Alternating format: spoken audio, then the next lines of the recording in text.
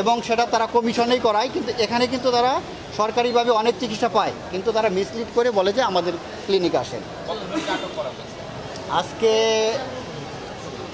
আটক করা হয়েছে প্রায় 25-26 জন, কিন্তু এর মধ্যে কয়েকজন ছিল স্টাফ, তাদের নাম ঠিকানা যাচাই করে এবং তাদের রেজিস্ট্রি খাতা চেক করে তাদেরকে ছেড়ে দেওয়া হয়েছে।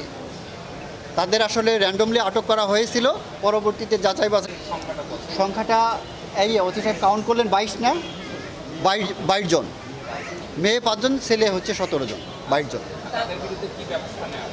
তাদেরকে প্রত্যেককে 15 দিনের করে বিনাশ্রম কারাদণ্ড দেওয়া হলো, 15 দিনের বিনাশ্রম কারাদণ্ড প্রত্যেককে।